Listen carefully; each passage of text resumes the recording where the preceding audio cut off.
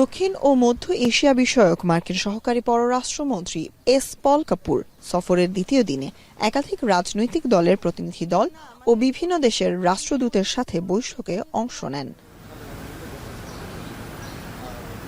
সকালে জামায়াতের ৫ সদস্যের প্রতিনিধি দলের সাথে চলে ঘণ্টাব্যাপী বৈঠক। বাণিজ্য বিনিয়োগ, বিরোধী দলের ও সংসদে অংশগ্রহণ সহ বিভিন্ন বিষয়ে আলোচনা হয়। বৈঠক শেষে নায়েবে আমির সৈয়দ আবদুল্লাহ মোহাম্মদ তাহের বলেন, অন্তর্বর্তী সরকারের সময় হওয়া মার্কিন চুক্তি জামায়াত পর্যালোচনা করবে। দেশের যে নতুন পার্লামেন্ট শুরু হচ্ছে, সেখানে সরকার দলীয় এবং বিরোধী রোলের ব্যাপারটি আছে, সে ব্যাপারে জানতে চাইছি জামাত কী রোল প্লে করবে।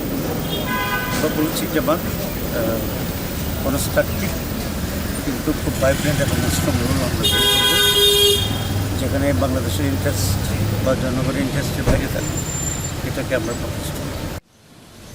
এরপর পল কাপুরের সাথে বৈঠকে বসে বিএনপির ৫ সদস্যের প্রতিনিধি দল। ঘণ্টাব্যাপী বৈঠকে দুই দেশের জনগণের মধ্যে পারস্পরিক সম্পর্ক, কূটনৈতিক, অর্থনৈতিক, বৈদেশিক সম্পর্ক নিয়ে সার্বিক আলোচনা হয়েছে বলে জানান মঈন খান। গরমে দাপাদাপি, ঘরের চালের স্থায়ী সমাধান আনোয়ার সিমেন্ট শীট।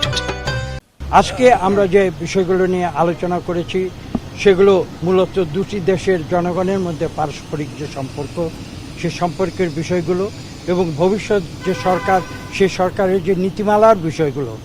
এবং আপনারা জানেন যে আজকের বিশ্বে যে বিভিন্ন ধরনের যে ঘটনা প্রবাহ, সে সমস্ত কিছু সার্বিক বিষয় নিয়ে আমাদের সরকার।